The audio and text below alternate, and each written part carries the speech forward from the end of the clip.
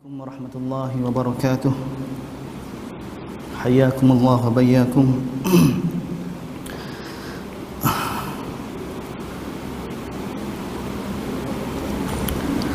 Alhamdulillah, syukur kita kepada Allah Subhanahu wa taala dengan taufik hidayah dan inayah daripada Allah Subhanahu wa taala. Pada pagi ini sekali lagi kita dapat meneruskan siri kita mengaji Ibnu Hibban. Masih lagi dalam mukaddimah, sebagaimana mukaddimah pada minggu-minggu yang lalu. Kita sudah bincang tentang Ibnu Hibban, nama dia, syuyukh dia, dan juga pelajar-pelajar dia, dan zaman yang dia berada padanya, dan juga asbab kenapa dia menulis, mengumpul kitab dia ni, Sahih Ibnu Hibban. Kitab yang mana dinamakan Al-Musnadus Sahih ala At-Taqasim wal Anwa'. Masyhur At-Taqasim wal Anwa'. Nama dia seperti mana dalam pada ghilaf kitab tu.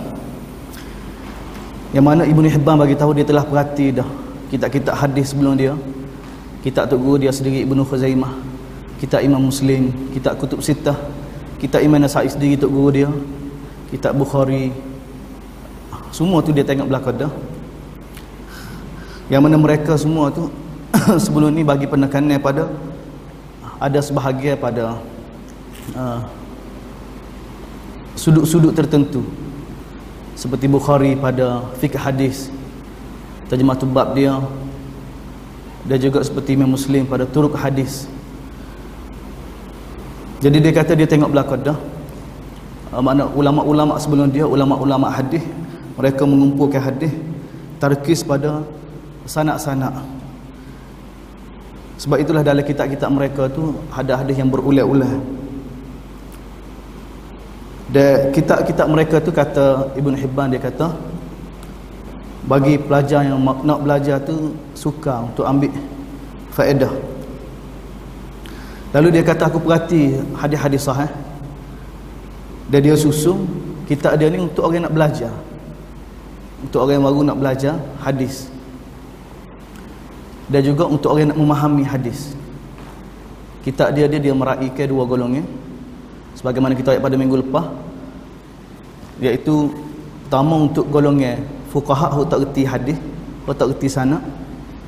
Maka dalam kitab dia ni Ibnu Hibban telah susun bagi penerangan tentang sanad sedikit sebanyak untuk fuqaha yang tak reti masalah sanad tu. Dia jelaskan bahawa hadis itu sahih ke, mauquf ke, masalah pada sanad. Begitu juga bagi muhaddis yang tak reti fiqh tu, maka kitab dia disusun pun untuk memahami. Dengan baca kitab dia tidak perlu pada syarah dah. Susunan bab dia tu memang sudah membantu bagi orang yang baca kitab dia tu untuk memahami fiqh hadis, cara susunan dia tu. Sebab itu kalau kita perhati orang yang ada mengetahui sedikit bahasa Arab, kalau tadabbur kitab Ibnu Hibban ni, yang boleh faham, boleh baca sendiri dah. Sebab dia tidak rumit, penjelasan demi penjelasan tu sejelas mungkin Ibnu Hibban bawa dalam mana-mana bab dia nak jelas pada kita dari sudut fiqh hadis. Dia gabungkan seperti mana cara Imam Muslim yang bawa hadis, semua tu dia kumpul hadis-hadis berkait dengan bab dia nak jelas tu pada satu tempat, yang menyebabkan orang yang baca kitab dia jelas maksud hadis tu sendiri. Walau bagaimanapun cara dia bagi tahu pada mukaddimah dia. Tuan-tuan boleh tengok dalam kitab kita ada ni, muka surat 63. Muka surat 63.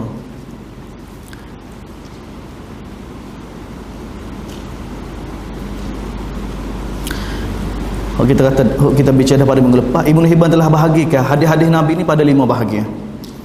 Pada 5 bahagian. Yang pertama berkait dengan awamir allati amara Allah Taala ibadahu biha. Pertama dia kata dalam kitab hadis dia kumpul, dia kata hadis Nabi itu bahagi pada 5 bahagian. Pertama berkait dengan perintah-perintah Allah Subhanahu wa taala, yang Allah Subhanahu wa taala perintahkan kepada hamba dia. Yang kedua, larangan yang Allah Subhanahu wa taala larang pada hamba dia. Yang ketiga, ikhbaruhu amma ihtij ila ma'rifatiha.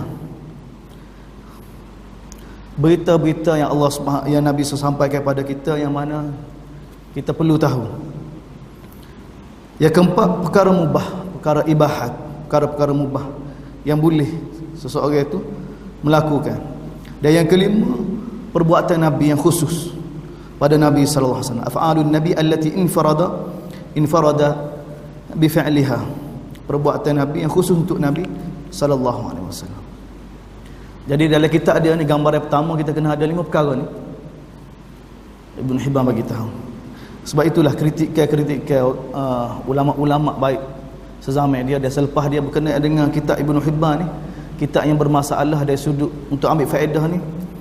Sebab tu kita bagi tahu agak kurang tepat lah.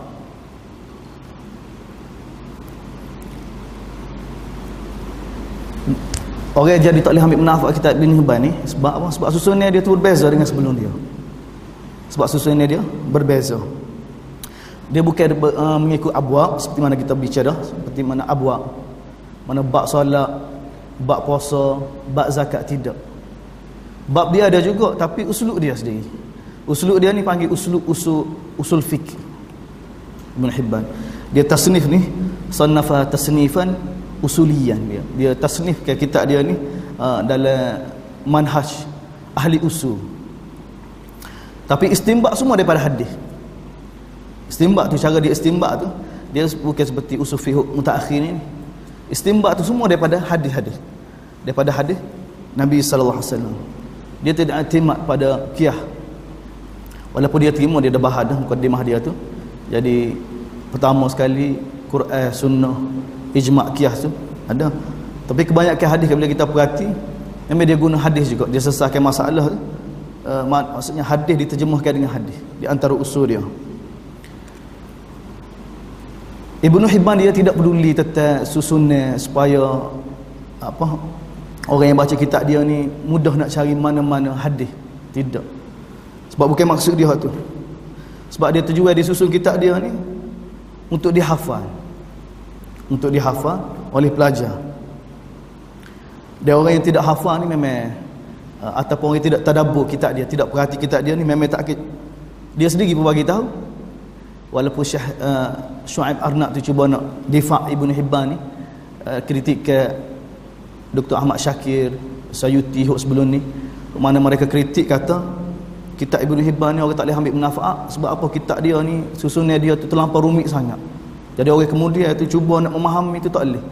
Imam Sayuti sendiri pun dia kata gitu juga, tak boleh. Imam Sayuti kita tahu kan cerdik dia tu, antara jenis ulama kita, pun bagi tahu tak boleh ambil manfaat. Jadi Syuaib Arnab bagi tahu, dia kata sebenarnya kalau tengok kitab Ibn Hibban, dia kata kalau kita tengok dengan insaf, nak banding dengan musnad, dia kata susah musnad lagi. Susunan musnad ni lagi susah. Zaman tak ada fair, zaman kita ni memang mudah. Dia kata siapa dia yang mana berkecimpung dalam bidang hadis, tahulah susahnya nak cari hadis dalam kitab musnad. Sebab dalam kitab musnad tu lagilah dia tak ada bab tu. Dia ada hadis macam seperti mana hadis Abu Hurairah. Lepas tu dalam hadis Abu Hurairah tu macam-macam. Ada bab nikah, ada bab solat, ada bab haji, ada bab tu. Jadi orang tidak, zaman yang tidak ada fahris, nak cari hadis dalam musnad, lagi suka dia bagi tahu. Sedangkan Ibn Hibban ni dia telah bagi dah bahawa hadis dia terbahagi pada 5 bahagian. Lepas tu dia dah sebut susah dah. Macam mana boleh kata susah? Sebagaimana tidak musnad, kitab musnad tu boleh pula mereka fahami dan juga ambil faedah. Jadi itu di antara cubaan daripada Dr. Syuaib Arnab untuk difak Ibn Hibban, sebab dia memang di antara para yang mentahqiq juga kitab ni, yang baca kitab ni dia perhati. Cuma seperti mana orang lain juga, walaupun Dr. Syuaib Arnab dia kritik Ahmad Syakir dan juga Sayuti sebelum dia, bahawa yang kritik tentang manhaj Ibn Hibban ni berdasarkan nazari, berdasarkan nazari lah, perbahasan nazari, bukan perbahasan dari sudut tatbiki. Makna Sayuti tak pergi buka sendiri kitab Ibn Hibban tengok sosok. Jadi Syuaib Arnab pun gitu juga sebenarnya, dia difak Ibn Hibban pun dia tak tengok sosok juga. Zaman dia tu tak ada lagi juga susunan seperti kita lah ni. Susah tu memang kita tak nafi. Ibn Hibban sendiri bagi tahu susah. Kita orang tak boleh nak nafilah susah nak ambil faedah daripada kitab dia ni, tu kitab sendiri riwayat. Orang yang mana buka kitab Ibnu Hibban, kalau tak hafal kitab dia ataupun tak tadabbur kitab dia, nak cari hadis memang tak jumpa. Sebab kita akan baca mukaddimah dia selepas ni, panjang lagi, dia bagi tahu cara susunan dia. Cuma kita sebut dulu bahawa tertib sebenarnya Ibnu Hibban ni tertib baru, tertib usuli, tertib ahli usul. Sebab tu dia letak memula awamir, perintah-perintah, kemudian nawahi, kemudian akhbar, kemudian ibahat, kemudian perbuatan-perbuatan yang khusus dengan Nabi. Itu cara susunan dia. Daripada awal sampai akhir memang dia melazimi gitulah. Dia kitab dia pun memang lagu tu. Cuma pembahagian dia pula itulah panjang pula. Jadi siapa dia yang tidak pernah mengaji usul fiqh memang sukalah juga. Walau bagaimanapun bila kita perhati hadis itu, insya-Allah mudah. Sebab usul fiqh pun mari daripada hadis juga. Sebab tu kita nak ayat kepada pelajar-pelajar kita yang belajar ke sebenarnya gambaran yang digambarkan usul fiqh tu susah tu tidak susah mana sebenarnya. Sebab mari mana ilmu usul fiqh? Mari daripada Quran juga, mari daripada sunnah juga, mari daripada situ. Pemerhatian ulama daripada Quran, daripada sunnah berkait dengan logah, jadi mereka buat kaedah. Kadang-kadang ada setengah-setengah perkara tu jadi mudah bila kita sibuk dengan kaedah memang susah. Kita pergi secara tatbik tu lebih mudah. Lepas tu kita baru faham kaedah. Ada setengah perkara begitu. Kalau kita tekan nak belajar kaedah, nak faham kaedah sebelum kita nak praktik ada setengah perkara. Memang setengah perkara bermula dengan kaedah dulu baru mudah. Tapi bukan semua perkara lagu tu. Contoh nak belajar basikal, kalau belajar basikal dengan kaedah dulu dah. Penerangan dengan kaedah dulu. Bahasa hendam mana, tempat duduk mana, nak gatih lagu mana, tak terang, pakar sudah tak pandai. Jadi belajar dulu, kereta kau, motor kau. Kadang-kadang perkara seperti itu bila berbentuk kemahiran ni dia memang mudah dari sudut tatbik dulu. Jadi kita baca, sambung Al-Qismul Awal, muka surat 65 tu. Kita tengok Al-Qismul Awal min aqsamis sunan wa huwa al-awamir. Bahagian pertama awamir. Ni masih lagi dalam mukaddimah, tak ngaji kitab dia lagi lah. Ni mukaddimah ni Ibnu Hibban tulis sendiri. Qala Abu Hatim rahimahullah. Abu Hatim sini Ibnu Hibban. Yang keliru, bukan Abu Hatim Ar-Razi, saing Abu Zur'ah, saing tok guru pada Bukhari, Muslim tu tidak. Ni Abu Hatim ni Ibnu Hibban sendiri. Qala Abu Hatim rahimahullah. Dia kata ni berkait dengan awamir. Kita tak baca berlaku, kita baca sikit supaya hadirat ada tasawur sikit sebanyak.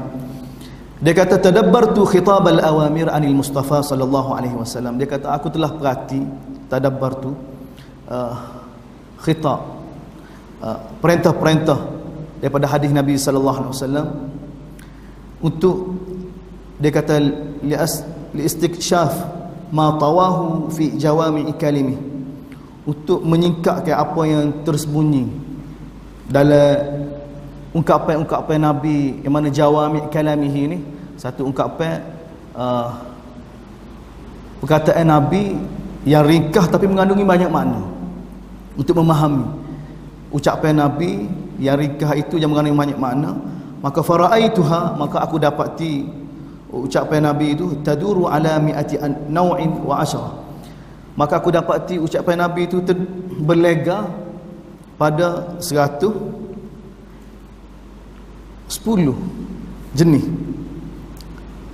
awamir sahaja ni. Mana awamir sahaja ni terbahagi pada pula 110 bahagian. 5 bahagian tu awamir terbahagi pada 110. Mana yajibu ala kulli muntahil sunan, maka wajib bagi orang yang mana muntahil ni muntasib, muntahili muntasib, bagi orang yang mana nak ataupun suka pada sunan, mana muntasib pada ahli sunnah, an ya'rif, kena tahu fusu laha wa kulli mansubin ila al-ilmi an yakifa ala jawami'ha li alla yad'a sunan illa fi mawadi'iha wa la yuziluha an mawdi'il qasdi fi sunaniha. Dia kata kena tahu secara detail setiap yang orang yang mana sebagai ahli ilmu, supaya hadis-hadis Nabi ni tidak sia-sia, tidak difahami dengan sempurna. Lepas tu fa amma naul awal min anwa'il awamir, dia bahagi ni pembahagian dia. Bahagian pertama daripada bahagian awamir tu, contoh kita baca yang pertama saja. Fa huwa lafzul amru alladhi huwa fardun, lafaz amar yang mana merupakan fardu ala mukhatabin kafah, lafaz amar yang mana menjadi fardu, menjadi kewajipan ke atas semua mukhatab pada setiap ahwal, fi jami'il ahwal, pada setiap keadaan, pada setiap masa, hatta la yas'a ahadun minhum al-khuruj minhu, sehingga tidak boleh seorang pun tak tahu berkenaan dengan hal ni. Bahagian pertama. Jadi awamir Nabi itu terbahagi banyak pula. Mana 10 bahagian pula terbahagi tu. Yang pertama tu perintah yang Nabi sallallahu alaihi wasallam khitabkan, semua orang kena tahu. Semua orang kena tahu, dan benda ni wajib pada setiap masa, setiap keadaan. Setiap masa, setiap keadaan. Begitulah seterusnya tu. Nanti bila sampai tempat dia kita akan baca sesa tu lah. Contoh seperti ni, dia beriman pada Allah Ta'ala lah. Contoh dia beriman pada Allah Ta'ala. Mana beriman pada Allah Ta'ala tu, hadis berkenaan rukun iman tu, setiap mukallaf tu kena tahu, wajib tahu, setiap masa, setiap keadaan. Dia mari hadis berkenaan dengan rukun iman. Dan begitulah seterusnya, tetap baca ni panjang saja buang masa kita. Sebab bila sampai tempat dia pun kita akan ulai pula. Begitu juga An-Nawawi pun terbahagi pada, dia kata 110 juga. Sebagaimana awamir, An-Nawawi pun 110 juga. 110 juga.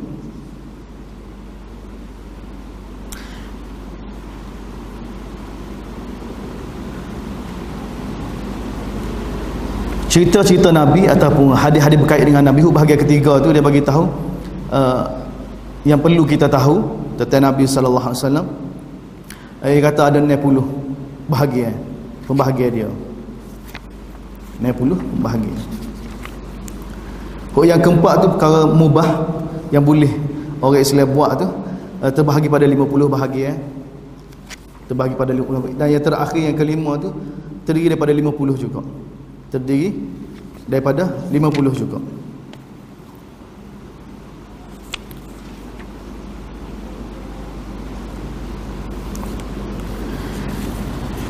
Jadi itu bahagian 5 bahagian yang 5 perkara, lepas tu terbahagi pada setiap-setiap tu pula sebagaimana yang telah Ibnu Hibban jelaskan tu. Jadi kita pergi pada kata mukaddimah hadis seterusnya. Qala Abu Hatim, muka surat 106 tu. Qala Abu Hatim, kita baca mukaddimah dia lah, sebab penting ni. Kita nak tahu setara mana dia punya ilmiah, tahap dia tu, pada baca mukaddimah dia. Dia mana-mana kritik orang pada dia tu kata tasahul, dia ni bermudah-mudah ke apa, mana kita boleh tahu manhaj dia setara mana. Daripada situ kita akan dapat menilai betapa kemahnya Ibnu Hibban ni. Qala Abu Hatim rahimahullah, fa jami'u anwa'is sunan 400 naw'in ala hasbi ma dzakarna. Dia kata semua sekali, dia kata bila kumpul belaka tu jadi ada 400 bahagian. 5 bahagian tu dibahagi kan, keluar daripada 5 tu 60 bahagian. Sebagaimana yang kami sebutkan, dia kata walau aradna an nazid ala hadhil anwa', kalau kami nak tambah lagi, dia kata boleh tambah lagi. Walau aradna an nazid ala hadhil anwa' allati nawwa'naha lis-sunan anwa'an katsira, yang kami tafriq, yang kami pecahkan bahagian-bahagian dia tu, kami boleh buat lagi. Tapi dia kata sekadar ni sudah cukup lah sebagai, dia kata untuk kita ambil manfaat tu pada dah ala hadra duna ma wara'aha wa in tahayya dhalika law takallafna. Sebenarnya boleh lagi kalau dia nak buat, nak tambah lagi. Sebab apa dia kata li'anna qasdana fi tanwi'is sunan, maksud kami buat pembahagian begini ni daripada sunnah-sunnah Nabi ni, al-kashfu an syai'an, untuk menyelesaikan 2 masalah. Pertama, ahaduhuma khabarun tanazu' a'immah. Pertama, untuk menjelaskan kepada kita berkenaan dengan khilaf di kalangan imam-imam berkenaan dengan hadis. Itu maksud dia. Untuk menjelaskan kepada kita, pertama tentang bila ada riwayat-riwayat yang menjadi khilaf di antara imam-imam hadis ni, dari sudut makna dia, dari sudut takwil dia tu, sebab itu dia pada dah cukup dah tu. Dan yang kedua, Sebab hadis-hadis Nabi ni kalau buka sendiri, dia kata buka sendiri, kita buka sendiri, tambah-tambah kita tak ada terjemah macam musnad kan, kita pening tak tahu nak pergi pucang mana. Dia kata wal akharu umumu khitabi su'ba ala aktsarin nas al-wuquf ala ma'nahu. Sebab khitab hadis tu nampak jadi umum sangat bagi kebanyakan orang ramai. Apabila nak perhati makna dia. Wa askala alaihim bughyatul qasd minhu. Dia jadi susah bagi orang ramai baca buku hadis, kitab hadis ni untuk ambil maksud, untuk faham maksud daripada hadis. Lalu dia kata faqasatna ila taqsim sunnah wa anwa'i linakshi an hadzal akhbar. Lalu sebab itulah kami bahagikan hadis-hadis ini sebagaimana yang kami telah bahagikan. Wa innama bada'na bitarajim, perenggan kedua tu kami mulakan dengan menjelaskan tentang bab-bab, tajuk-tajuk bab ni. Dia kata pada mula-mula kitab ni qasdut tashih, untuk memudahkan daripada pihak kami ala man ramal wuquf, kepada mereka yang nak baca kitab hadis, untuk perhati ala kulli hadis min kulli naw minha, supaya dia juga supaya tidak mudah, tidak susah untuk dia hafal pada setiap bab, setiap bahagian yang telah dibahagikan. Memang mudah pun kalau kita perhati, memang nak hafal pun jadi mudah sebenarnya. Jadi kalau nak hafal tu memang cara susunan Ibn Hibban tu sebenarnya lebih makul lagi, lebih senang lagi. Lebih senang lagi. Nampak seperti mana yang dia riwayat tu. Sebab dia bagi tahu wali anna qasadna fi nazmi sunam hazu ta'lifil Quran. Sebab maksud kami susun hadis-hadis Nabi lagu ni sebab nak tiru cara susunan Quran, ta'lifil Quran. Cara susunan Quran. Bagi tahu li anna al-Quran ulifa ajza. Kerana Quran ni dia bagi tahu disusun mengikut ajza, mengikut ajza, juzuk-juzuk. Wa ja'alna sunan aqsaman bi izai ajza. Dan kami jadikan hadis-hadis Nabi ni bahagian-bahagian seperti mana juzuk-juzuk. Seperti mana juzuk-juzuk. 5 bahagian, mana hadis terbahagi pada 5 juzuk. Seperti mana Quran juga terbahagi pada juzuk kan.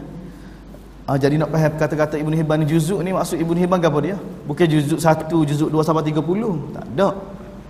1 sampai 30 ni mutaakhirin zaman kita ya. Zaman salaf ni juzuk Quran ni terbahagi pada 7 ya. 7. Zaman salaf ni Quran terbahagi pada 7. Jadi Quran bahagi 7, hadis ni dia bahagi 5. Baru kita boleh faham kalau kita ingat Quran ni Ibn Hibban maksudkan juzuk tu seperti zaman kita. Zaman kita ni baru yang dibahagikan juzuk 1, juzuk 2. Zaman salah ni 7 bahagian. Seperti mana masyhur kan? Kaedah masyhur fahmi bi syauqin, waktu fahmi bi syauqin. Fatihah sampai Maidah. Yang mana tahqiq kitab tu ada tu. Jadi dia tiru lagu tu. Jadi 5 bahagian tu nisbah pada Quran seperti juzuk. 7 bahagian tu. Walamma kanatil ajza' minal Quran kullu juz'in minhu yastamilu ala suwar. Dia kata seperti mana Quran kamu dapati setiap juzuk terbahagi pula pada surah-surah. Dia kata terbahagi pada Quran, satu juzuk terbahagi surah-surah. Jadi satu juzuk salah tu juz 1, juz 2 sampai surah An-Nisa, habis surah An-Nisa. Jadi 5 juzuk lebih. 5 juzuk lebih. Satu juzuk bahagian salah. Dia kata seperti mana kamu dapati satu juzuk Quran itu terbahagi juga pada surah, iaitu sebagaimana contoh juz 1 pada salah tu terdiri daripada surah Baqarah ataupun Fatihah, Baqarah, Ali Imran, lepas tu An-Nisa. Maka ja'alna kulli kisbin min aqsamis sunnah yastamilu ala anwa. Lalu kami jadikan setiap bahagian daripada sunnah ini juga ada bahagian dia pula. Ada bahagian nau, dipanggil nau. Kismun awal tadi wa awamir, nawahi, akhbar, ibahat, af'alun Nabi sallallahu alaihi wasallam. Itu bahagian seperti juzuk dalam Quran. Lepas tu nau pula. Terbagi pada nau tu ada awamir saja ada 110. Jadi itu seperti surah. Seperti surah. Fa anwa'us sunan bi izai suwaril Quran. Jenis-jenis sunan tu terbahagi seperti mana surah-surah dalam Quran. Walamma kana kulli suwar minal Quran tastamilu ala ayatin. Dia kata oleh kerana setiap surah tu pula mengandungi ayat-ayat pula. Dalam surah tu berapa ayat? Ja'alna kulla naw'in min anwa'is sunan yastamilu ala ahadis. Jadi setiap naw' tu ada beberapa hadis pula. Itu cara Ibn Hibban. Jadi kita boleh tolaklah ada kritikan kepada Ibnu Hibban. Setengah-setengah ulama mereka kata uslub manhaj Ibnu Hibban ni sebab dia terkesan dengan falsafah. Sebab tu dia susun kitab dia tu orang tak boleh nak ambil manfaat. Sebenarnya dia terkesan dengan falsafah. Tidak, mana ada lagu tu. Memang susunan dia seperti Quran. Susunan dia seperti Quran. Ada hadis-hadis nisbah pada sunat, pada bahagian sunan, bahagian sunnah. Itu seperti ayat-ayat Quran lah. Fa idza waqafa al-mar'u 'ala tafsil ma dhakarna wa qasada al-qasd al-hifz laha sahl. Dia kata, apabila seseorang tu perhati, dia kata, sebagaimana yang kami jelaskan, dia kata, wa qasada qasd al-hifz, dia bermaksudkan untuk hafal sunat-sunat tu, maka sahula alaihi ma yurid min dhalika. Maka mudah. Seperti mana orang hafiz Quran, tak tanya ayat Quran dekat mana, mudah. Tapi kalau tak hafiz, tak boleh nak cari ayat mana-mana. Zaman tak ada Google lah, zaman ada Google mudah juga. Tak. Kalau tak hafiz, memang orang tak cuba cari. Begitu juga kitab dia kata, sahula alaihi ma yurid kama yas'ubu alaihi al-wuquf ala kulli hadisin minha.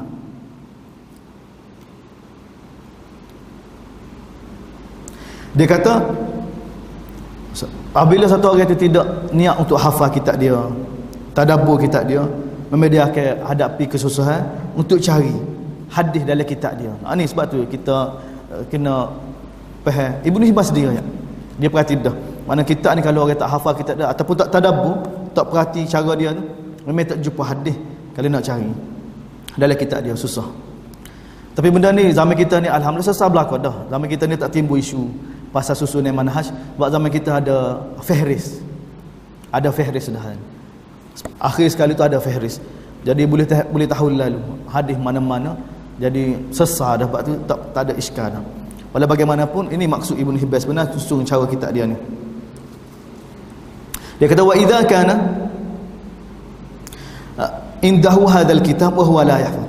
Siapa dia ada kitab dia kata tapi tak hafal, wala yatadabbar, bukan mesti hafalnya, mana tak tadabbur, tak perhati, taqasimahu wa anwa'ahu, dia tidak perhati pada pembahagian dia juga jenis-jenis dia, wa ahabba ikhraj hadis min, dia nak keluarkan hadis daripada kitab dia, sa'uba alaihi dzalik, memang payah. Ibnu Hibban sendiri memang payah sendiri. Fa idza rama hifzahu, tapi bila dia hafal, dia kata ahata ilmuhu bil kull, maka dia akan dapat mengetahui mana-mana hadis Nabi sallallahu alaihi wasallam, hatta la yankharim minhu hadisun aslan, sehingga dia akan jelas sebagaimana satu orang yang hafal Quran jelas berkenaan dengan ayat-ayat Quran di mana. Wa hadha huwa al-hilah allati ihtalna li yahfaza nasus sunan. Dia kata inilah cara kami, dia kata supaya manusia orang ramai ni hafal sunnah Nabi. Wa li alla yu'arriju 'ala al-kitbah wal jam' illa 'inda al-hajah dun al-hifz, supaya mereka tidak cukup sekadar kumpul lepas tu tulis je. Tulis dan kumpul, dia perlukan pada waktu pada waktu nak mereka cari, tidak. Kitab dia ni memang jenis, bukan jenis kumpul lepas tu tulis, lepas tu tak hafal, dia tak tadabbur, memang tak boleh bermanfaat daripada kitab dia. Tak sebut kitab orang lain. Kitab orang lain pergi saling kumpul hadis-hadis, lepas tu bila nak cari boleh buka lalu, boleh jumpa mana-mana hadis. Khususnya kitab yang ditulis dalam mengikut abwab lah, bab. Senang lah sebab praktikal, memang praktikal pun kitab Sunan Sittah tu, belakang tu, Bukhari hingga Nasa'i, Ibnu Majah tu, memang betul abwab. Orang nak cari hadis bab semaya Jumaat enggak, buka bab solat, jumpa lalu. Orang nak cari hadis bab nikah, buka bab nikah, mudah. Kitab dia tak boleh buat lagu tu. Kitab dia ni kena tadabbur. Kena tadabbur aksam belakang tu, kena tadabbur, perhati. Hak tu bahagian dari sudut manhaj susunan kitab, supaya kita dapat ambil manfaat daripada kitab dia. Ini bahagian kedua pula, wa amma syartuna fi nakli ma auda'na hu kitabana hadha minas sunan fa inna lam nahtaju fihi illa biha. Ni syarat dia dari sudut perawi pula. Syarat Ibnu Hibban dari sudut perawi-perawi pula. Perawi lagu mana dalam kitab dia ni? Sebagaimana kita tengok mukadimah kitab dia ni, Ghilah tu kitab tu, dia bagi tahu kitab dia nama sahih. Kitab dia ni dipanggil sahih. Kitab sahih. Jadi dia bagi tahu syarat kami, dia kata kami tidak berhujjah dalam kitab ni kecuali pada hadis yang mana ijtama'a fi kulli syaikhin min ruwati khamsatu asya'. yang mana ada 5 sifat pada setiap perawi tu. 5 sifat tu barulah bahawa perawi dalam perawi tu Ibnu Hibban letak dia dalam kitab dia. Setiap perawi dalam kitab dia ni kena ada 5 sifat ni. Yang pertama apa dia? Al-adalah. Al-adalah fi din bisatri al-jamil. Al-adalah dia beritahu. Adalah sifat adalah agama seseorang. Yang kedua sidq, jujur fil hadis dalam percakapan. Lepas tu asyuhrah fihi, dia masyhur memang seorang yang jujur. Yang ketiga al-aqlu bima yuhaddisu minal hadis. Dia faham. Dia fakih dari sudut apa yang dia meriwayatkan hadis. Al-aqlu bima yuhaddisu minal hadis. Warabi al-ilmu bima yuhim. Tahu makna dia. Fakih dari sudut makna hadis. Dari sudut makna. Kalau dia meriwayatkan dengan makna, dia fakih. Yang kelima al-muta'arri khabaruhu anit tadlis. Dia sudah perhati dah mudallis yang ada dalam kitab dia ni, dia sudah cek dah. Dia sudah cek dah tentang riwayat-riwayat mudallis. Mana al-muta'arri khabaruhu anit tadlis ni, riwayat-riwayat yang dia telah pastikan selamat daripada tadlis. Selamat daripada tadlis. Walaupun dalam kitab dia ada mudallis, tapi mudallis yang ada dalam kitab dia tu dia sudah cek dah. Dia bagi tahu dia sudah cek dah. Maksud tadlis yang telah meriwayatkan riwayat dalam kitab dia ni selamat daripada tadlis. Ini dakwah Ibnu Hibban lah. Setuju tak setuju tu ulama khilaf. Ulama kemudian. Walau bagaimanapun ini Ibnu Hibban, mana dia tak dalam kitab dia ni perawi ni adalah jujur, faham apa dia meriwayatkan, dan juga fakih dari sudut makna hadis tu. Dan yang ketiga memang selamat daripada tadlis, riwayat tadlis dalam kitab dia ni. Dia kata fa kullu man ijtama'a fi hadhil khisal, maka setiap perawi yang mana ada 5 perkara ni pada dia, ihtajna bi hadisi, kami berhujah dengan hadis dia. Wa banainal kitab ala riwayat, lalu kami asaskan kitab kita ni, kitab dia ni berdasarkan riwayat-riwayat yang mana perawi yang ada 5 syarat ni. Wa kullu man ta'arra an khaslatin min hadhil khisal, maka setiap perawi yang mana tidak ada mana-mana salah satu daripada sifat 5 tu, lam nahtaj bih, dia kata kita tak akan berhujah. Untuk boleh nilai tak Ibn Hibban adalah asid, al-aqlu, al-ilmu, lepas tu al-muta'arri khabaruhu anfa. Tidak ada riwayat tadlis dalam kitab dia, maka tak ada. Dia sudah asah dia. Ini hadis sahih dari sudut Ibnu Hibban. Hadis sahih dari sudut Ibnu Hibban. Amin. Kalau nak kritik dari sudut ni dia ni, mana ittisal tak ada ni?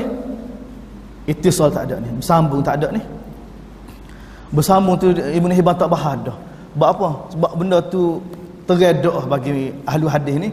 Kalau tak bersambung cakap boleh jadi sahih. Tak perlu bahas dah. Ibnu Hibban ni, kita tak perlu nak kritik dia pasal ittisal ni. Sebab dia ayat dah dalam mukaddimah dia, kitab dia ni disusun perawi-perawi yang sahih, tidak ada inqita', dia sudah bagi tahu tidak ada terputus sanad dia. Tidak ada terputus sanad. Lepas tu syaz illah ni, syaz illah. Syaz dengan illah. Syaz dengan illah ni kita boleh tengok perbahasan Ibnu Hibban lepas ni. Syaz dengan illah berkenaan dengan hadis. Sebab syurut hadis sahih kalau kita ngaji dalam kitab mustalah kan, apa dia? Pertama ittisalus sanad, adalah ad-dab, ada musyaz, ada mulillah. 5 perkara tu asas bagi hadis sahih untuk mutaakhiri bahas ngaji dalam kitab mustalah. Tapi Ibnu Hibban buat gini. Jadi dia bahas asal wala adalah fil insan, apa dia? Ada adalah an yakuna aksaru ahwali ta'at Allah. Dia kata adalah ni maksud dia seseorang perawi itu memang kita ketahui bahawa dia ni memang taat pada Allah Subhanahu Taala. Ma'ruf lagu tu kenal dia. Aksaru ahwali, mana zahir daripada kita keadaan dia tu memang soleh. Memang soleh. Maka ada sikit-sikit tu biasa. Ada kadar-kadar jari-jari itu biasa. Dia kata. Bukan maksud adalah ni suci daripada dosa, tidak. Dia kata li'anna mata ma lam naj'al al-'adla illa man lam yujad minhu ma'siyah bihal addana dhalika ila an laysa fid dunya 'adl. Dia kata kalau kita nak cari orang yang adil yang tidak pernah buat dosa, dia kata tak pernah buat maksiat, maka tak ada atas dunia ni orang adil. Dia kata idnas la takhlu ahwaluhum min urudi khalal syaitan fiha.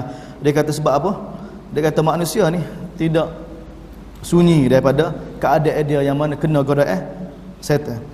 Bal al-adlu man kana zahiru ahwa lihi ta'at Allah. Adil, dia kata, iaitu orang yang mana zahir keadaan ahwal dia tu orang yang taat, orang yang jaga agama dia, maka tu adalah dari sudut dia. Kita tak baca panjang lah, ni tak ada masalah. Wal aqlu bima yuhaddisu min al hadis, apa dia? Wa an yaqila min al lughah bimiqdar ma la yuzilu ma'ani al ikhbar an sunani wa yaqilu min sana'atil hadis ma la yusnidu. Maksud dia kata memahami ma yuhaddis, apa yang dia nak meriwayatkan daripada hadis, ialah dia faham qadar daripada lughah, daripada bahasa Arab, perkara yang mana yang tidak menyebabkan makna lari, mala yuzilu ma'anil akhbar an sunaniha, yang menyebabkan makna tu bila dia meriwayatkan jadi lari makna dia sekadar tu. Makna kalau dia meriwayat tu kita boleh faham dah. Dan juga yang kedua, memahami sana'atil hadis, dia tahu sikit sebanyak tentang ulumul hadis. Sana'atil hadis ni ulumul hadis lah kita boleh kata, iaitu ma la yusnidu mauqufan wala yarfa'u mursal. Mana dia tidak hadis mauquf dia tak kata marfu', hadis mursal dia tak kata marfu'. Mana dia tahu beza di antara mauquf ke, maqtu' ke, marfu' ke apa dia, mursal ke apa dia. Dia kena reti beza itu. Au yusahhif isman, ataupun tashif nama-nama. Ni bayar ni Ibn Hibban kecek ni lagu ni zaman mana ni? Zaman 300. Zaman kurun ke-4 lah. Awal jauh ni daripada kitab mustalah kita ngaji, tapi benda yang sama. Sebab tu ulama-ulama sebenarnya ambil daripada demonin dah.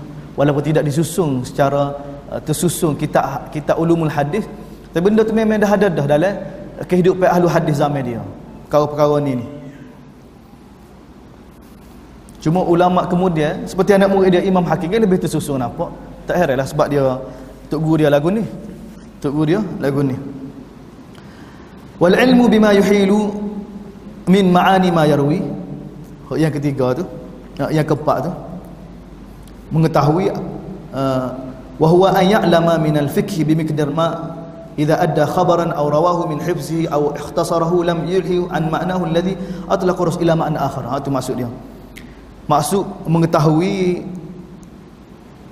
makna hadis tu, maksud dia an ya'lama min al-fiqh bimiqdar, mana dia faqih tentang hadis Nabi ni. Kadar dia lagu mana dia kata ma idza adda khabar, apabila dia meriwayatkan hadis daripada ingatan dia ke, ataupun dia meriwayatkan secara ikhtisar, makna tu tak lari seperti mana yang diriwayatkan oleh Nabi sallallahu alaihi wasallam. Amanah hadis Nabi tu kalau dia meriwayatkan dengan makna sama seperti mana yang dimaksudkan oleh Nabi sallallahu alaihi wasallam, ataupun bila dia meriwayatkan secara ikhtisar, hadis Nabi hok panjang tu dia meriwayat secara ni, mana tak lari dari sudut makna dia, maka orang lagu tu syarat Ibn Hibban pada perawi dalam kitab dia. Dan yang terakhir tu, ni masalah yang jadi isu dalam Ibn Hibban ni, al-muta'arri khabaru anit tadlis, bebas daripada riwayat tadlis. Bebas dari riwayat tadlis bukan maksud tak ada mudallis dalam kitab dia. Mudallis ada, tapi dia cek dah riwayat daripada mudallis dalam kitab dia ni memang dia sudah pasti dah, sudah sahih dah. Ni ulama kemudian memang khilaf dengan Ibn Hibban ni. Kita tengok maksud Ibn Hibban, dia kata huwa an yakuna al-khabar an musliman wasafna na'atahu bihadhil khisal khams fayarwi an misli siman hatta yantazal. Dia kata sebagaimana khabar yang diriwayatkan sebagaimana kami sifat yang 5 tu dia bagi tahu, maka perawi tu meriwayatkan seperti itu juga. Sapalah pada Nabi sallallahu alaihi wasallam. Itu maksud dia. Kemudian dia bagi tahu wala allana qad katabna an aksari min alf syekh. Ni masdar Ibn Hibban bagi tahu punca hadis-hadis dia tu mari mana? Punca hadis-hadis dia daripada mana? Kalau zaman mutaakhir ni enggak, kitab dia ni mari pada mana? Tak. Marji' dia. Rujuk ke kitab dia. Kalau kitab zaman sekarang rujuk ke kitab ni daripada mana? Daripada kitab besar mana-mana. Jadi Ibn Hibban ni tulis kitab dia, rujuk ke dia mana? Dia bagi tahu. Sebab rujuk ke zaman dia ni zaman sanad masih bersambung lagi kan. zaman sanad masih lagi apa? Hidup lagi. Zaman kita ni sanad ni sekadar berkat je hadirin. Sanad zaman kita ni sebagai zina, sebagai untuk berkat saja. Zahir. Makna sanad kita putus kau hadis tak jejah. Hadis tak jejah. Zaman dia tidak. Jadi kata Ibn Hibban, kata benar, kami telah tulis berkenaan dengan ilmu hadis ni. Ibn Hibban bagi tahu lebih daripada 2000 syekh. Makna tok guru dia lebih daripada 2000. Ibn Hibban tok guru dia. Sebab tu kita kata Ibn Hibban ni memang bersungguh. Sebab tu kritikkan seperti mana Ibnu Hajar rahimahullah dalam kitab Nukat pada Ibnu Salah, dia kata sebenarnya Ibnu Hibban ni memang kopi untuk guru dia Ibnu Khuzaimah. Manhaj Ibnu Hibban ni memang tepek-tepek kata Ibnu Hajar, memang dia tiru Ibnu Khuzaimah rahimahullah. Waktu tu kita tak setuju. Memanglah dia terkesan dengan Ibnu Khuzaimah, tapi kena ingat kita baca sirah dia, Ibnu Hibban ni selepas Ibnu Khuzaimah mati tu 40 tahun dia hidup. Tak ada taraki. Tak ada taraki. Mesti ada taraki. Mesti ada peningkatan. Dan peningkatan itu jelas bila kita banding dengan kitab Ibnu Khuzaimah, Sahih Ibnu Khuzaimah dengan Ibnu Hibban. Dalam perbahasan banyak memang kemah Ibnu Hibban lah. Kemah Ibnu Hibban bukan sebab dia hebat daripada tok guru dia. Sebab kesempatan peluang yang dia ada tu berdasarkan kitab-kitab orang lama tu, dia boleh baki gapo-gapo kekurangan lah. Itu sebenarnya. Tapi memang dia bukan kata memang tiru Ibnu Khuzaimah sebagaimana dakwah tidak. Memang dia ada peningkatan banyak. Dari sudut susunan dia, dari sudut cara debat dia, dari sudut cara susun dia, kitab dia walaupun ada mirip Ibnu Khuzaimah, tapi lebih sistematik, lebih detail dan lebih cermat jauh dengan Ibnu Khuzaimah. Kalau tuan-tuan nak tengok, tuan-tuan boleh banding tengok Ibnu Khuzaimah bab solat witir dengan tengok Ibnu Khuzaimah bab solat witir. Dia ada bab bagaimana Ibnu Hibban bahas. Memang comel, cukup beradab, cukup sistematik, jelas. Lepas tu memang Ibnu Khuzaimah mengikut cara orang lama ke tak? Mana kalau dia tak sibah dia kata pada rujuk, kalau mu nak detail lagi dia ayat pada pembaca, mu tengok dalam kitab sekian. Aku tulis dah sekian. Dia ihalah lagu tu. Mana orang yang kaji nak baca bab tu gak, jadi maklumat tu kalau tak baca hak tu gak, tak pergi gak, tak jelas. Ibnu Hibban tak, Ibnu Hibban dia ambil belakang. Selagi perlu boleh jelas, dia jelas belakang. Tak lesa kitab. Dia tak ada ihalah pada kitab-kitab lain dah dalam kitab dia. Sebab lepas Ibnu Khuzaimah 40 tahun dia hidup. Dan dia jumpa ramai tok guru. Ni tok guru dia ni lebih 2000. Min isbi jab ila al-Iskandar.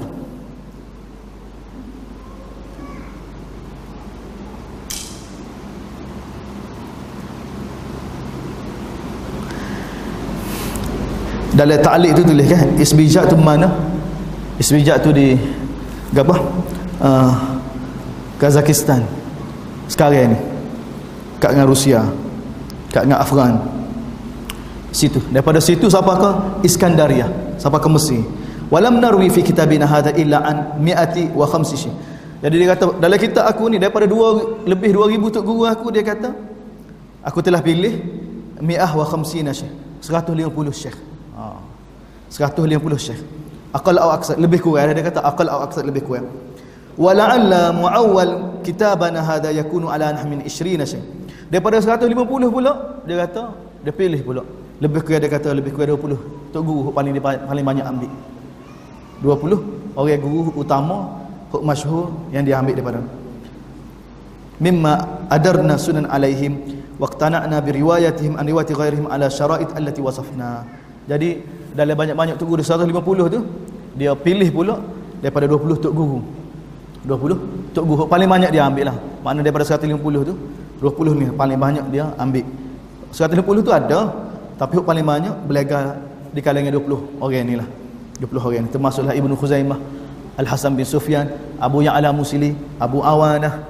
Hak ni tok guru dia yang utama yang dia ambil. Wa rubbama arwi fi hadzal kitab wahtaja bi masyayikh qad qadaha fihim ba'd a'immatina misl Sima. Dia kata kamu akan dapati, kata mungkinlah aku akan merwi dalam kitab aku ni setengah-setengah masyayikh yang mana setengah daripada imam-imam kita dia kata mereka kritik. Seperti Simak bin Harb, Daud bin Abi Hind, Muhammad bin Ishaq ibnu Ishaq tu, Muhammad bin Salamah, Abu Bakar bin Ayyash, ini di antara perawi yang mana ikhtilaf, ulama mukhtalaf pada dia. Tapi saya hadirin, Ibn Hibban sebenarnya dia ada kitab berkenaan dengan rijal, kitab paling detail sekali, sebagaimana tahqiq Syekh Udab, salah seorang daripada ulama Iraq. Dia bagi tahu kitab tu Ibn Hibban semua ihalah pada kitab tu hilang. Tak ada cara kitab tu. Orang dia bahas berlaku perawi secara detail. Bukan kitab siqah dia ada ni yang ada dengan kita ni kitab siqah, kitab majruh Ibn Hibban. Hak tu tak ada nusah tu.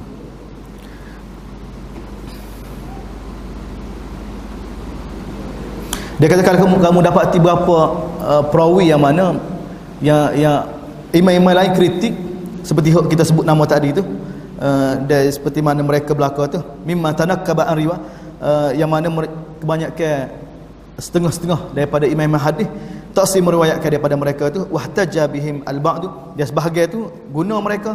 Faman sahha, kata Ibn Hibban, apa dia kata ni sebab dia ni, faman sahha indi minhum bil barahin wadihah, dia kata sebab apabila sahih pada aku daripada mereka tu riwayat-riwayat yang bermasalah tu, seperti Simak, Daud bin Abi Hind, Ibnu Ishaq, Hamad bin Salamah, Abu Bakar bin Ayyash, dia kata apabila aku dapati riwayat mereka itu sahih dengan bukti yang kukuh, dia kata bil barahin wadihah wa sihhatil i'tibar, dengan guna metodologi i'tibar yang dia akan jelas lepas ni. I'tibar ni satu proses nak pastikan lagu mana hadis itu daripada perawi itu betul atau tak betul. I'tibar ya Ibn Hibban akan jelaskan lagi ala sabiliddin annahu siqah. Bila lepas melalui proses ni, pertama jelas pada dia bahawa ada bukti kukuh bahawa riwayat ni daripada mereka-mereka ni sahih. Dia juga melalui proses i'tibar yang memang dia guna untuk i'tibar tu, salah satu cara untuk memastikan perawi yang meriwayatkan hadis itu tepat bahawa siqah, ihtajtu bih, maka aku akan berhujah. Walam u'arrij ala qawli man qadah, aku tidak akan pedulilah mana-mana imam-imam yang sebab dia dabel juga dia, sebab dia tokoh mustahid juga dalam bab rijal ni. Kita nak tahu setara mana dia alim bab rijal ni. Daruqutni tu anak murid dia. Daruqutni tu anak murid dia. Orang tak lihat petika. Daruqutni tu anak murid dia. Wa man sahha indi bidalail nayyirah, apabila jelas pada aku dengan dalil-dalil yang jelas, wal i'tibaril wadih, dia juga i'tibar tadi. I'tibar ni satu istilah dalam ulumul hadis, iaitu tatabbu' rawi. Kita pergi cari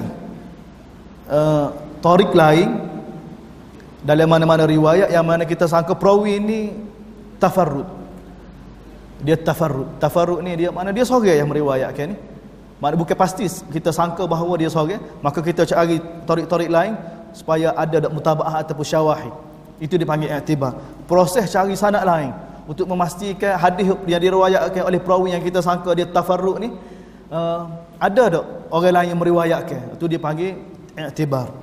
Wal i'tibar wadih ala sabiliddin annahu ghairul adlin, dia kata bila aku jelas pada aku dengan bukti yang jelas, dan juga dengan proses i'tibar bahawa perawi itu tidak adil, lam ahtaju bih, maka aku tidak akan berhujah dengan dia. Wa in wasaqahu ba'du aim, walaupun orang lain tausik, dia tak peduli. Dia tak peduli. Inilah hakikat ni, hakikat ulama-ulama hadis semisal imam-imam sittah, Bukhari, Muslim ni, mereka dengan perawi ni mereka jelas sampai tahap tu. Jelas mereka dengan perawi ni bukan seperti zaman kita nak jelas pada perawi kita i'timad atas kitab rijal kan. Kitab rijal. Tak, mereka tak i'timad. Mereka memang perawi itu kitab rijal ni ataupun kitab bab berkenaan dengan ilmu jarah wa ta'dil, berkenaan dengan perawi siqah tak siqah, itu asah benar lah. Tapi imam-imam kita muamalat mereka dengan perawi bukan setakat berdasarkan kata-kata nuqat bahawa dia tu siqah, dia tu dhaif. Tidak, mereka cek habis. Sebab itulah kita tak heran. Sebab kalau kita tengok syurut khamsah kan, hadis sahih ni kena ada lima syarat: ittisal, adalah, dhab, adamul syadz, adamul illah.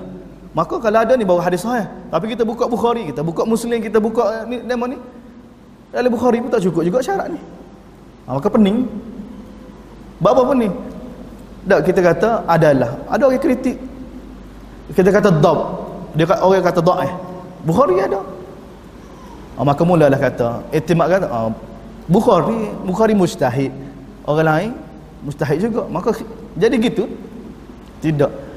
Dia sebenarnya asas sebenarnya ulama-ulama kita khususnya nuqat ni lah, seperti Imam Bukhari, Ibnu Madini, Ibnu Ma'in, gapo ni ataupun Ibnu Hibban, mereka masih dalam manhaj yang sama, iaitu bab perawi ni mereka akan menerima riwayat dia bila dia sudah pasti, sudah cek habis dah. Dia tak kira perawi itu, tapi kena asas dia bukan mungkar lah, bukan dituduh penipu lah. Kalau perawi itu dhaif ke sihah ke, dia tu bukan kriteria utama dia. Paling utama bagi mereka ni untuk menerima hadis asid, jujur, dhab. Hatu. Dia tak kira hak lain tu sampingnya belakang. Hak lain tu sampingnya. Bila jelas pada dia bahawa perawi ni walaupun orang kata dhaif dalam mana riwayat, dia dah cek dah. Ni orang kata dhaif, perawi lain, nukat lain kata dia ni fulan ni dhaif ataupun waham ataupun berlaku apa keliru. Apabila seorang mujtahid ataupun seorang ulama hadis yang kemah tu, dia cek dah riwayat ni daripada orang dhaif ni kemah, dia cek dah, maka dia akan letak, dia akan kata sahih, dia tak peduli pada perawi. Begitu juga sebaliknya, kalau walaupun orang kata dia ni siqah, dia ni dhab, tapi riwayat ni daripada siqah ni memang keliru, memang wahan, memang lemah, maka dia akan kata dhaif, dia tak peduli kriteria dia. Ni bila kita faham lagu tu, barulah kita boleh dapat faham ulama-ulama seperti Bukhari, Muslim letak dalam kitab dia. Tapi manhaj setiap ulama ni ada manhaj yang khusus jugalah. Walau bagaimanapun kalau kita tengok seperti mana Bukhari, Ismail bin Abi Uwais, Ismail bin Tok guru dia tu ada dalam kitab, dalam sahih dia. Dhaif belaka. Semua kata dhaif. Tapi sahih dalam kitab Bukhari. Apa sahih dalam kitab Bukhari? Sahih dalam kitab Bukhari sebab Bukhari sudah pasti dah riwayat daripada guru dia ni sahih. Dia sudah pasti dah. Dia cek belakang dah. Tak cuba baca terjemah tengok. Memang Bukhari ni dia gidah untuk guru dia. Sebab dia saya tok guru dia Ismail bin Abi Uwais ni, dia saya. Dia kata pada tok guru dia, dia kata, aku tengok kitabmu. Tok guru dia bagi tengok semua kitab dia.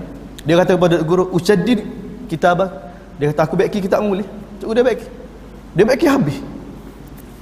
Tok guru dia lemah tu. Tok guru memang lemah dalam bab hadis. Tapi dia baiki belakang. Imam Bukhari baiki belakang. Imam meriwayatkan daripada tok guru dia dalam kitab dia. Itu seni ulama hadis ni banyak perkara, sebab tu dia bukan kitab usul ni, mustalah hadis ni dia seperti tukar bagi orang buta lah. Tapi bila dia satu orang tu mumarasah, dia sampai tahu, dia dapat rasa benda ni, hadis ni bukan semata-mata daripada kalam rijal je hadis tu sahih dhaif. Jadi ulama-ulama seperti mereka ni dak, memang kita kena perhati lama apa dia letak dalam kitab dia. Jadi Ibnu Hibban lagu ni, anak-anak ayat ni, Ibnu Hibban ni sikap dia lagu ni. Ni sikap ni manhaj mutaqaddimin lah, kalau kita kata manhaj ni. Dia tak peduli, dia kata bila sabit pada dia kaji dah perawi ni dengan riwayat ni, dengan iktibar lagi, mana cek habis dah perawi. Sahih riwayat ni, walaupun orang kata perawi itu dhaif, dia tak peduli. Itu iktimad Ibnu Hibban dalam kitab dia ni. Wa ini saumassilu wahid. Dia kata, aku buat contoh pada kamu satu orang, dia kata. Wa atakallamu alaihi. Dia aku yang mana? Aku akan bahas tentang dia. Liyastadrik bihil mar'u man huwa mislah. Supaya kita dapat bagi pengecuali perawi-perawi seperti dia.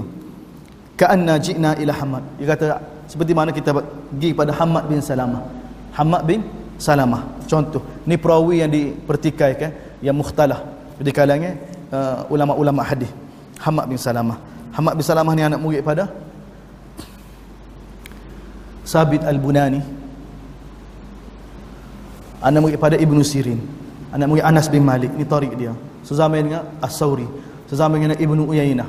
Ini tokoh-tokoh Hamad bin Salamah ni. Dia kata fabasalna, kita buat contoh dia, wa qulna liman dhabba man taraka hadith. Kita kata kepada mereka yang mana taksib bunuh hadis dia. Lima istahaqqa Hammad bin Salamah taraka hadis. Kita tanya dia pada mereka yang mana tak sepakat hadis Hammad bin Salamah.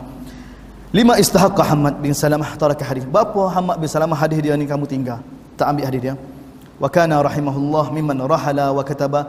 Kerana rahimahullah Hammad bin Salamah ni di antara perawi yang mana mereka rehlah, mana ngaji sungguh, musafir, menulis, mengumpulkan hadis, lepas tu tulis kitab hadis lagi. Wa hafiza wa zakara, hafal hadis, lepas tu muzakarah sokma, walazimaddin, wara' khafi, mana seorang yang sangat wara', seorang ahli ibadat, jaga agama dia, wasalabata fi sunnah, ahli sunnah yang tegar, wattabaqa ala ahli bid'ah, dia memang orang yang mana berlawan dengan ahli bid'ah. Walam yashukku awamun ahli Basrah, kebanyakan ahli Basrah pada zaman dia tu berpandangnya Hammad bin Salamah ni doa dia mustajab. Mereka pergi minta dengan dia, di antaranya mana doa mustajab, ambil kesempatan bila jumpa dia minta mustajab. Walam yakun bil Basrah fi zaman ahad mimman yunsiba ila al-ilm yu'addu min al-budala ghairuhu. Dia kata tidak ada orang pada zaman dia di Basrah yang mana dianggap pada zaman dia yang disebut pada ilmu yang dikira sebagai ahlu badal. Badal istilah tasawuf. Kata dah istilah tasawuf ni badal, ahlu badal, abdal. Ni istilah lama, salah berguna juga. Anak kumpul dah istilah ni daripada Musnad Ahmad. Banyak daripada Imam Ahmad sendiri. Abdal. Kana minal abdal, yazunnu hadha minal abdal, yazun. Tapi tak ada daripada Quran, daripada sunnah lah. Tapi bila mereka fikir orang tu soleh doa, juruh doa, berpegang pada sunnah, mereka anggap minal abdal. Ini minal budala ghairuhu. Faman ijtama'a fihi hadhil khisal lima istahaqqa mujanabatan. Orang seperti ini yang berkumpul sifat-sifat lagu ni, apa dia kita nak tinggal hadis dia? Fa in qala li mukhalafatihi al-aqran.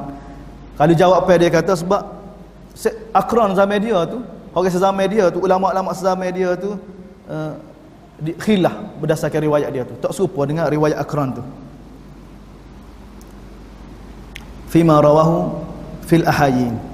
Yuqalu lahu, maka kita jawab dia kata, wa hal fid dunya muhaddisun siqah lam yukhaliful aqran. Adakah dia kata seorang muhaddis dia kata yang tidak berbeza dengan akran dia, dengan teman-teman sezaman dengan dia dalam bab meriwayatkan?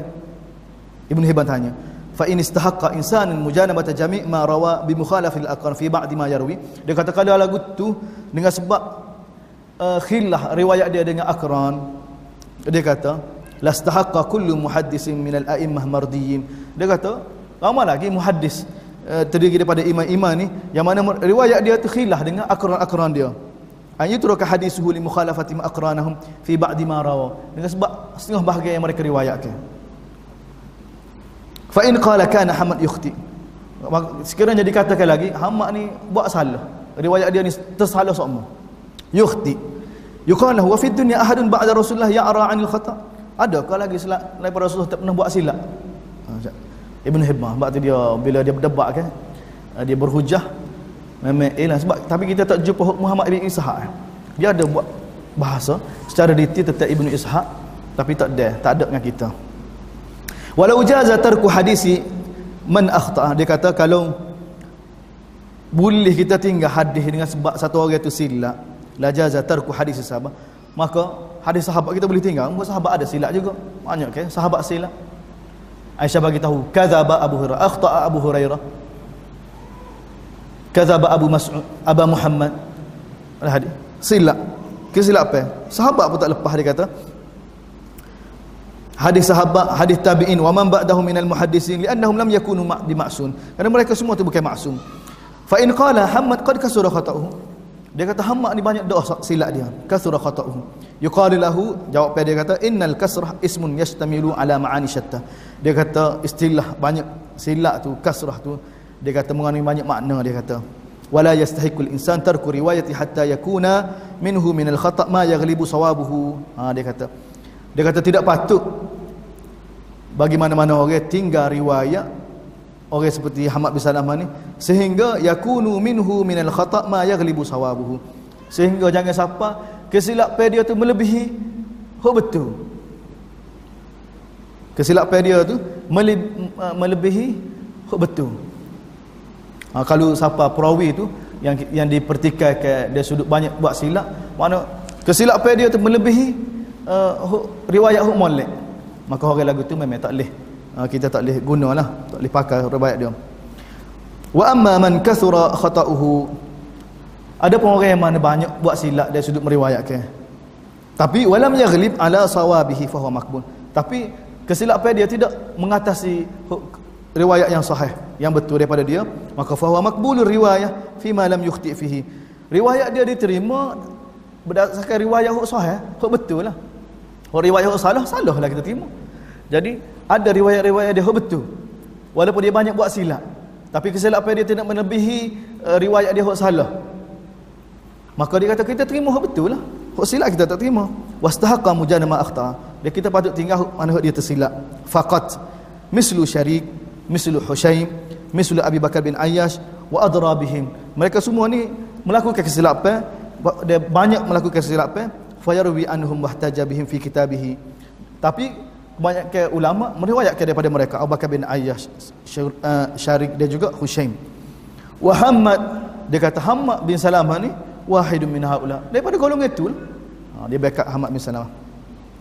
Tapi dia, kalau orang kata lagi kana Hammad yudallis, Hammad ni di samping dia banyak buat silap, dia juga mudallis. Yuqal lahu, maka kita jawab, dia kata Qatadah wa Aba Ishaq As-Sabi'i wa Abdul Malik bin Umair wa Ibnu Jurayj wal A'mash wa Sawri wa Hushaim kanu yudallisun. Semua tu tadlis belaka, dia kata mudallisun belaka, tahu belaka dah kan. Wahtajat bi riwayatin, tapi kamu berhujah pula dengan riwayat mereka. Fa in aujabat tadlisu Hammad fi tark hadis, kalulah kerana sebab tadlis Hammad tu kita kena tinggal hadis dia, maka orang lain tadlis apa tak kena tinggal? Apa orang lain kalau tadlis tak boleh kita guna, kalau Hammad tadlis kita tinggal, nak backup kan. Fa in qala yarwi an jama'atin hadisan wahid bi lafzin wahid min ghairi ayman, Hammad ni di antara masalah dia juga, dia meriwayatkan daripada jamaah, daripada syuyukh dia, syuyukh dia ramai, dia meriwayatkan daripada berapa orang guru, tapi dia bila dia tahdis, bila dia meriwayatkan, dia guna satu lafaz. Dia ngaji dengan banyak tok guru, lafaz berbeza lah sepatutnya, tapi bila tahdis dia guna satu lafaz, dia guna satu lafaz saja, tanpa dia membezakan lafaz-lafaz di antara tok guru dia. Yuqal, maka dia kata, kita jawab, kana ashab Rasulullah, sahabat Nabi lagi, tabi'un pun yu'adduna al-akhbar 'ala al-ma'ani bi alfaz mutabayyinah, tabi'in pun meriwayatkan hadis lagu tu juga, dia kata dengan ma'ani, dengan lafaz-lafaz yang berbeza. Wa kadzalika kana Hammad pun begitu, dia meriwayatkan berdasarkan makna hadis.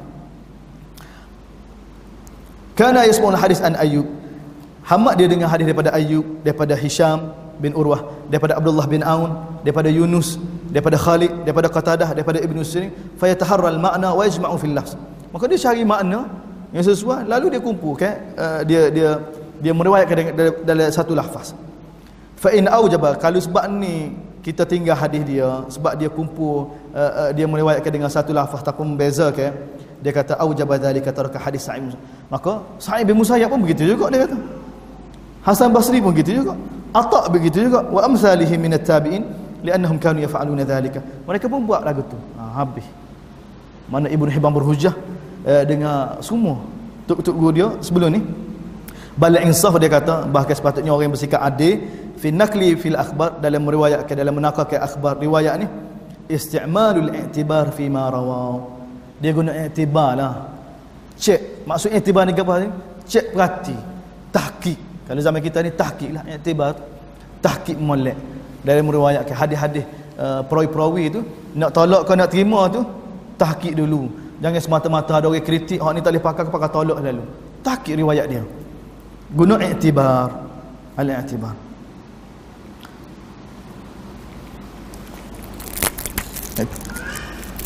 Semua orang buat contoh i'tibar ni ambil daripada Ibnu Hibban. Ibnu Hibban ni i'tibar dia, kita tengok ini cara, bukan zaman dia aja, mas sebelum dia pun lagu ni. Sebenarnya contoh Ibnu Hibban buat ni sebenarnya dia ambil daripada Ibnu Ma'in rahimahullah. Lama jauh dia tak dengar Ibnu Ma'in ya. Ibnu Ma'in ni tok guru pada tok guru Bukhari lagi, tok guru Bukhari sezaman dengan Imam Ahmad Ibnu Ma'in.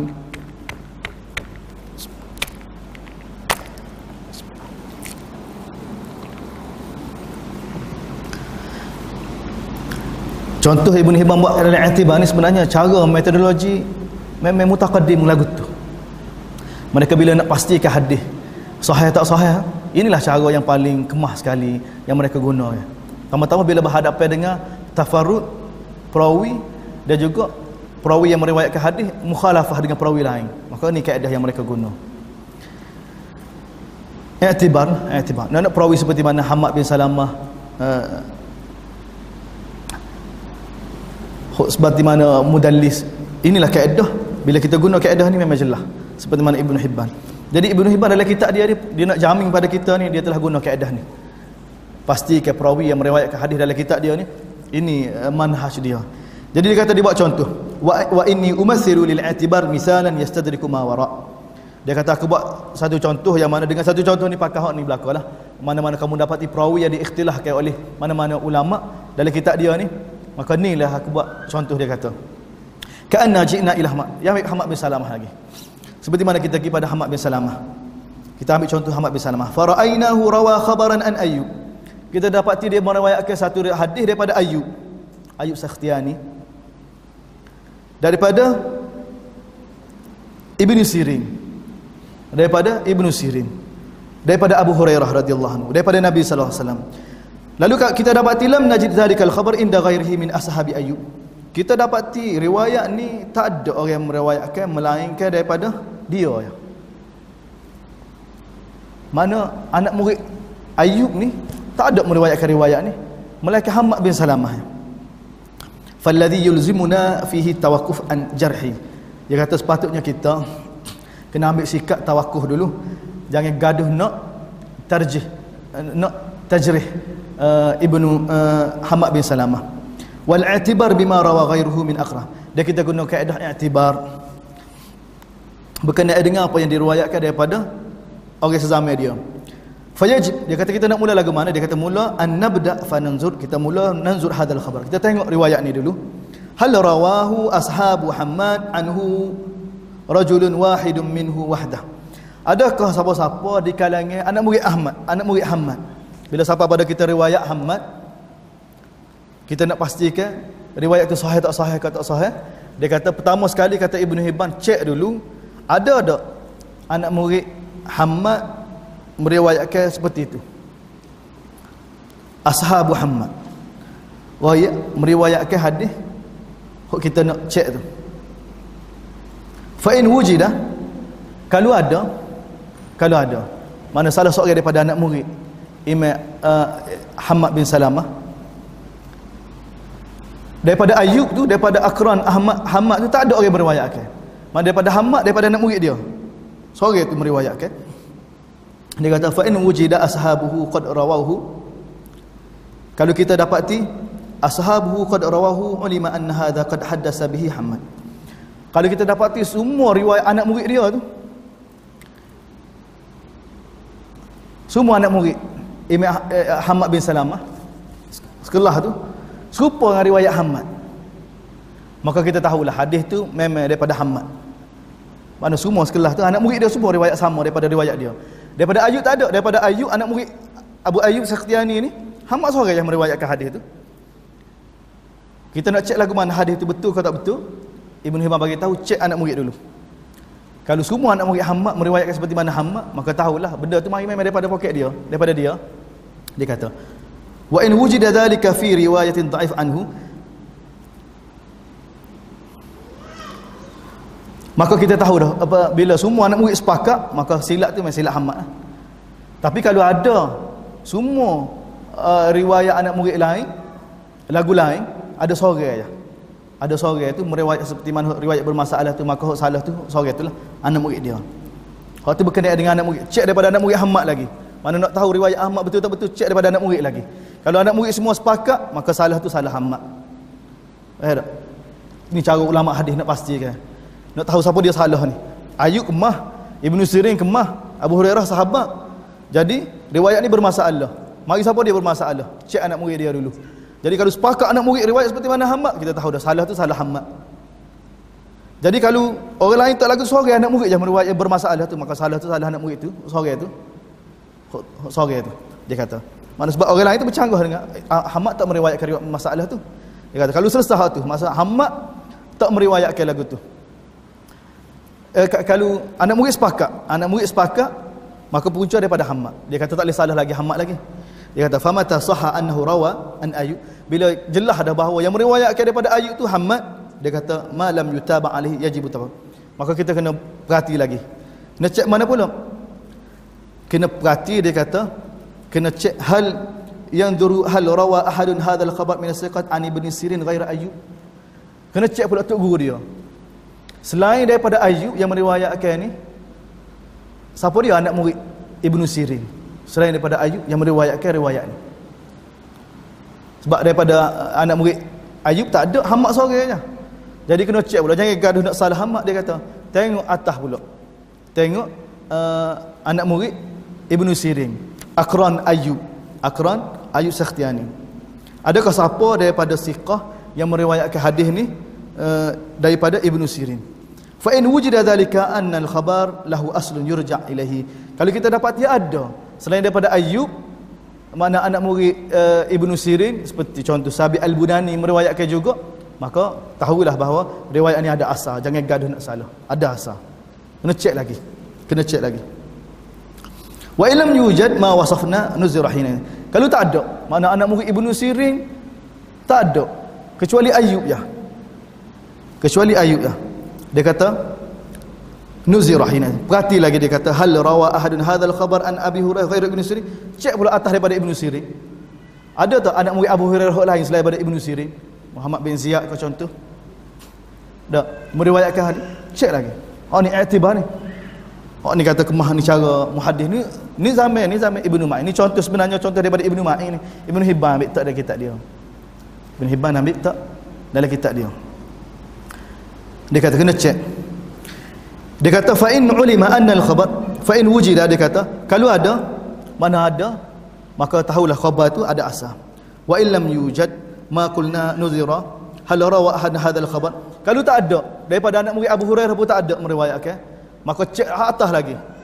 Selain daripada Abu Hurairah, siapa dia meriwayatkan lagi? Cek lagi. Tak selain daripada Abu Hurairah, ada tak sahabat lain yang meriwayatkan lagi? Fa in wujida, kalau ada sahha anal khabar lahu asal, maka ketahuilah khabar tu ada asal. Jangan gaduh nak tajrih Hammad bin Salamah. Wa mata udima dhalik. Tapi dia kata kalau tak ada belaka, cek dah anak murid Ibnu Sirin, Aqran Ayyub tak ada. Cek dah anak murid Abu Hurairah, Aqran Ibnu Sirin, semua tak ada. Cek dah sahabat Nabi lain pun tak ada juga. Dia kata wal khabar fi nafsihi yukhaliful usus salasah. Dan khabar tu pula, riwayat tu pula bercanggah dengan usus salasah mula-mula tu. Ulima anna al-khabar mawdu' la syakka fi. Maka kita tahu dah riwayat tu mawdu', dia kata. Tak perlu nak bahas dah. Wa anna naqiluhu alladhi tafarrada bihi alladhi. Dia orang yang bersalah tu siapa dia situ? Hammad lah. Kalau Hammad. Kalau bawah daripada dia. Kalau siapa-siapa jumpa, maka orang itu yang bersalah. Ini dia kata kaedah yang mana yang kita sepatutnya guna pada perawi. Dan inilah yang menyebabkan hadirin muslim-muslimat yang ulama ni beza keputusan dia. Sebab apa? Mereka detail, mereka tengok dah hadis ni nak Tirmizi kan, lagilah luah.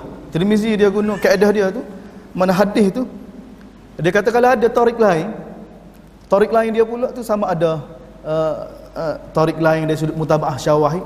Bahkan Tirmizi ni luah lagi, maksud dia lebih sampai ke amalan sahabat, fatwa sahabat, maka jadi hasan lalu.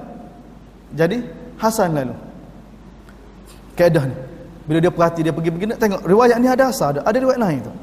Bab tu besar. Sebab tu kita dalam bab hadis Nabi ni kita kena berhati-hati. Sebagaimana Nabi SAW bagi tahu man kataba alayya siapa dia dusta ke atas aku ni, dia telah menyiapkan tempat dalam neraka. Begitu juga satu orang yang menafikan hak Nabi, dia kata bukan hadis Nabi. Serupa ya. Sebab tu sama ada isbat ataupun nafi ni, kata-kata daripada Nabi SAW ni, kita kena hati-hati. Ihtiyat. Seperti mana kita jangan siapa dalam bab menafi, dalam bab taksir guna hadis palsu ni, kita siapa peringkat hadis dhaif pun kita petikan. Sebab tu ulama salah dia letak dhaif. Dia tak kata palsu, dhaif. Bahaya. Sebab seperti mana bahayanya satu orang tu kata hak Nabi tak kata, dia menyiapkan tempat. Begitu juga hak Nabi kata, dia berkata Nabi kata. Supaya kaedah dia. Jadi madah dia kita kena ihtiyat, kena berhati-hati dalam meriwayatkan hadis Nabi sallallahu alaihi wasallam. Dulu nak tolak nak besar, cek dulu. Bab mutabaah, bab syawahid, bab luah. Cek belaka dah dalam Sunan Sittah, dalam Musnad Ahmad, dalam Tabari, dalam kitab-kitab ni sebelum nak nafi ataupun nak isbat.